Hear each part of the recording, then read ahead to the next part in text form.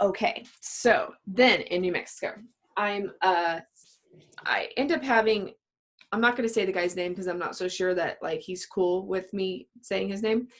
I'll ask him and maybe ask him if he wants to be on the show. But so I end up talking to one of my friends, and one of my friends introduces me to another one of his friends. And this guy was in the military his whole life. He was in the Air Force, and I was like, oh, okay. Like he's in his I don't know how old he is. He's older. He's like in his late 60s or early 70s or something.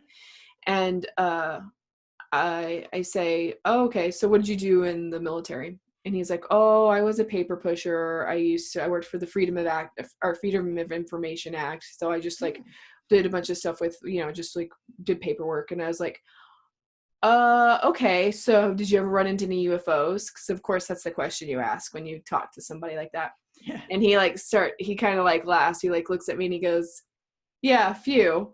And I was like, oh, pray tell.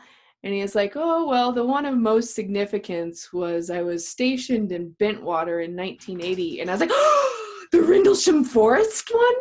And he was like, you've heard of it? And I was like, because that's basically like the Roswell of the UK. And there was a craft. There was 3 guys that went and found it. Like one guy had all these like weird like hieroglyphic languages that he wrote for a long time after encountering this thing. And so this I want to see those languages. Yeah, I think I'm pretty sure I'll see what I can find on the actual languages of it. Anyway, he goes, like, which something I didn't really know about this. I knew about the 3 guys encounters because Linda Moulton Howe's done a lot on them. But he goes, well, a lot of the paper, even when it came to me at my clearance, was a lot of blacked out stuff. He's like, but I can say for sure we did keep the craft and we kept it for reverse engineering. And there was 2 beings found aboard and they were taken alive. Wow. Ooh, that gives me chills. I didn't know they were taken alive. And I was just like, what? Okay. And so that's something I had never heard. And he was like, I mean, that's what that's what I read. So he's like, that's in the official documents that like came across my desk. So he's like, that's for sure. Then he said something. I was like, well, have you ever got to see any of the aliens or anything? And he was like, well, no, the closest I've come is to the portal in the Manzanos, like the portal in and that's like the mountain range right behind close to the Albuquerque Air Force Base. It's where the Sandia Labs is. So he says that Sandia Labs goes 30 miles into the mountain, and that's where like our nukes and stuff like that are kept. But he's like, there's I'm not sure how many levels of clearance. He's like 20 or 30 or something, but like there was he says there's a Stargate. He's like, there's a portal in there and that beings come in and out all the time and that we work with them. And he was like, so the thing is, he's like, do you think that we went from like, I don't know, and whatever, like 120 years, we went from horse and buggy to, having the world's information at our fingertips in a phone. By ourselves. By ourselves. Like, so for thousands and thousands of years, we were basically like if you time traveled from 1800 to 1300, your dress would be different, but like, not much is happening. Not that much different. Like, but if you traveled from, and he was just like, you think we just did that all by ourselves? And I mean, like, of course I don't kind of, but then he's like, consider this, 80% of the world's patents come out of New Mexico. Oh, no way. Like, of the world. And I was like, I didn't know that either. And he goes, so I need to fact check that because I'm not even sure that's true. But like, according to him, he's like, Bill Gates started Microsoft in Albuquerque. Jeff Bezos is from out. Like, he's like, what? Like, he's like, you have to realize, like, the patents start here. Wow. And he's like, yes, that's awesome that you're going to be living there. Right. So I was just awesome. Like, okay, cool. And he was just like, he's like, that's all I can say. Yes. He's like, but yes, I do know people who've gotten to interact with them, and I do know of the portal. Wow. And I was like, I didn't even know there was a portal, so thanks for telling me that. Right. Oh, that's awesome. That is great information. Yeah. And you heard it first here. Living extraordinary. That's so cool. And the portal thing, okay, going back to the portal underground and this 30-mile down these chambers, you know, we've all heard, well, you've heard stories of these elevators that go down and down and down, and these super fast trains that are underground from one end of the country to the other. And I think that that's all part of that system. Mm-hmm. But then it just reminded me back of Chaco Canyon, or people going down into the earth, or the ant people, like you were saying. Well, it's like Dulce, New Mexico is not that far from right. Chaco Canyon. It's North New Mexico, and that's where we've shared that video with each other before. It's like the guy whose hand got melted off by some alien because like him and his friends like busted through some cave system, and some like ant people like I don't think I remember this for guns. Oh yes, I do remember that. Yeah, because remember I was like, why would you break into someone's home, shoot them, and then they shoot you back and you're mad at them? Right, like and then you say they're the aggressive ones. And they're the aggressive ones. Yeah, exactly. That's kind of how that story read to me. It was like, yeah, we drilled into their cave system, and then we saw some of these aliens, and we started shooting at them, and they blocked our shots, and one melted my arm. That's why I have like one finger. I don't know. I can't remember what the guy's name is. And like he's kind of like, yeah, so they're violent. I'm like, I don't know if I would call that. It's called defense. Yeah, exactly. I think we killed one of them. Oh, okay, cool. Well, but that's not far from there. And then that Emery Smith and a lot of other people say that they worked for Kirkland Air Force Base and Sandia Labs, and that there's a bunch of stuff underground there, and that there's aliens there. That's a common notion. Well, I have a question for you about the aliens that he said were taken alive, and he said that was true. Yeah. The Freedom of Information Act would be able to give additional information about that, or of course, like he said, it's already come to him blacked out. It came to him already blacked out, but he has to send it on further to his thing. So basically, like, I don't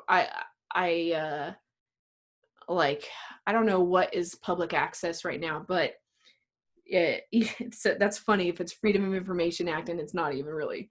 Of course. Yeah, you know. Well, it's always been like that. I mean, declassified plus, you know, something becomes declassified and it's all blacked out anyway. They're only going to declassify. But interestingly, today there's a lot of articles been put out, including in a very well respected newspaper called La Jornada in Mexico, that said that there's probably, I forgot how many races of other beings. Have you seen that article? Nuh-uh. Send it to me. Yeah, well, it's just this one was in Spanish, but so I was like, they estimate that there's 36 civilizations, extraterrestrial civilizations in the Via Láctea, which I'm not really sure Via Láctea in English, I suppose, is something very similar. So anyway, that's today's news. So it's today's news. Very interesting. Yeah. I mean, I've heard there's something in the 70s, and then I've also heard there's something in the 180 that we're in communication with. But then you hear people as low as saying that we're only in contact with 3. So yeah. I don't know. But yeah, it's hard to tell. It's really, there's so much information and none of it's clear. I don't know if we're ever going to know. I don't know if we're ever going to know either. And then it's like, if it weren't for me having seen weird anomalous stuff myself, I would think that like this would all be easily dismissible, debunked. And so like I don't fault people when they think I'm crazy, or when they think that like you know, that this is like outlandish, because it is all like hearsay. Right. Like a little more hearsay on your hearsay. Yeah. But at the very least, most people have had some weird experience, even if it's been with a ghost or something that's not quite as at that large level. Yeah. Yeah. Well, and I was like telling my cousin today, I was just like, you know, our entire world is like some giant, like, don't look at this. Look at here. Look at here. Don't look over there. Don't look over there. Look over here. Look over here.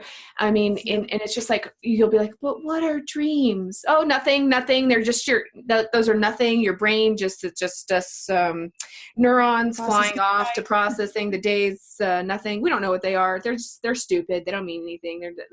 Is it real? No, it's not real. It's just your imagination, you know. And it's like what science is only at like repeatable things that can be tried and true, tested all the time, and then some of this stuff just isn't.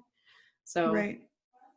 Yeah. And also I was just thinking about the dreams. I was kind of like daydreaming about the dreams thing, because the dreams, you know, we have our analytical and our logical brain, our conscious brain during the day, just trying to understand and interpret what a dream is in a completely different language. And dreams just have a unique language that our regular brain is trying to understand and using its own lens to process it. But it's like you can't and really. it's kind of like you understand it at the time, you just don't understand how to communicate it when you wake up, and then it fades from you. Right, exactly. It's very fast. Yeah, there's just like a little window of opportunity that you can actually utilize the dream and its meaning. I had the coolest dream the other night. I was like, all of a sudden I realized I could like pick my feet up and then they would stay up, and I was like, oh, okay, I'm dreaming and I can fly. And then I started teaching everybody around how to fly, and I was like teaching people basically how to be like little Peter Pans and stuff, and it was just so liberating. What?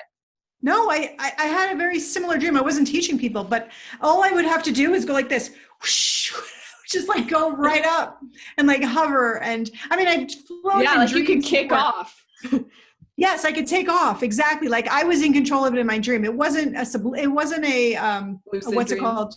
It wasn't like a lucid dream. No, but it was a dream that I was very aware of how to do it. I was like, look, you just go, whoosh, you just go up and you can like hover high at the top of a tree.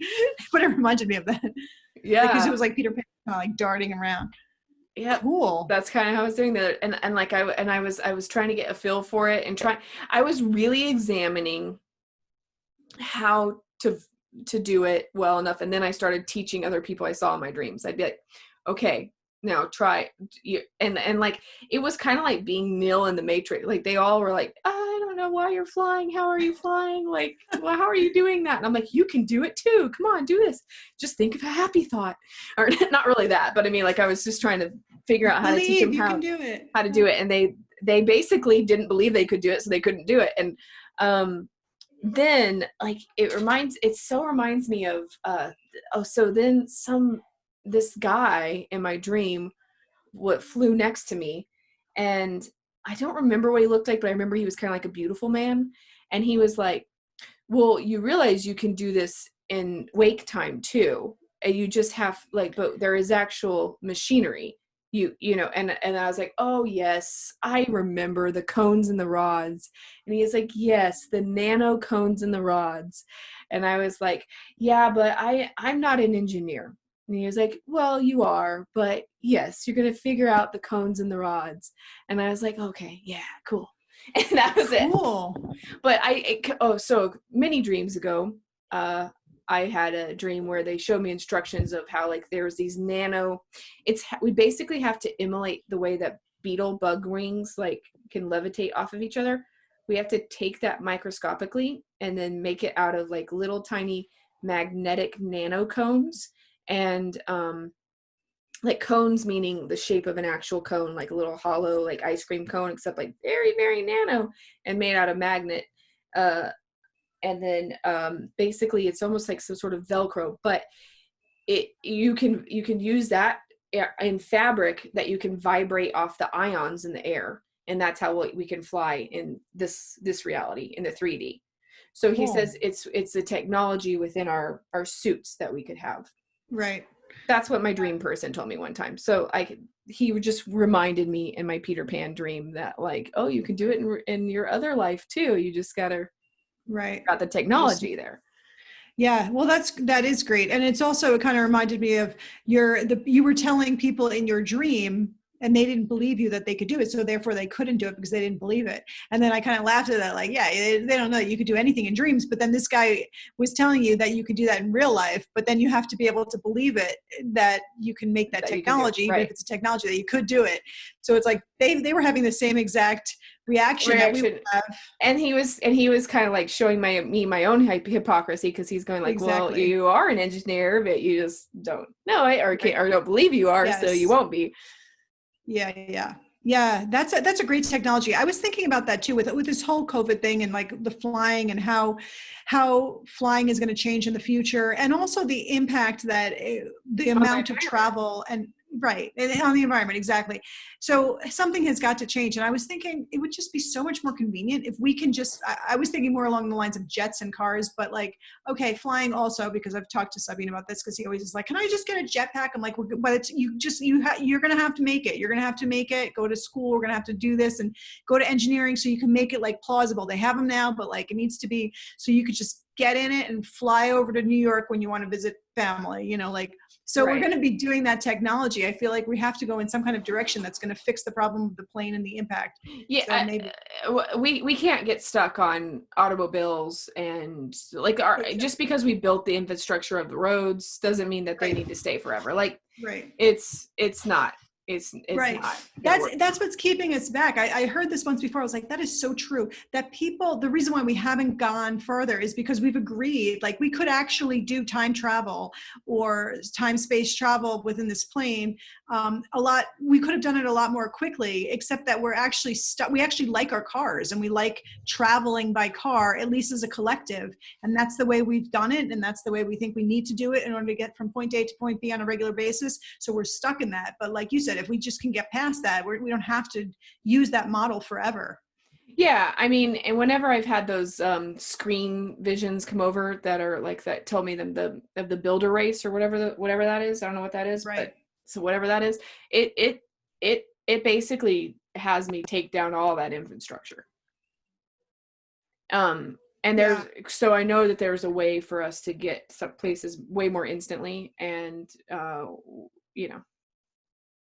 Well, you're going in the right direction. I think by, making this move on a personal level, I think that's going to be good because, you're going to be meeting people and doors will be opening. And also the timing is just like galactically and like, astronomically. Astrologically. Yeah, there's just lining up and you're going to be, and everybody's going to be like things will start to happen faster. I feel like the shift is taking place very quickly. The great awakening or whatever you want to call it on an individual and collective levels, people are just being like, you know what, we're making our future. Let's just do it. Let's just keep making our future the way we want to make it. Let's put it out there and it's going to come back. We want the people around us that need to help us make that technology. Okay. You're going to find those people, Right. Yeah. Yeah, and I think everybody will start like doing that to find Right. Like their whatever. own Yeah. thing. Yeah. Right. And that'll be pretty cool. I'm excited about that for sure.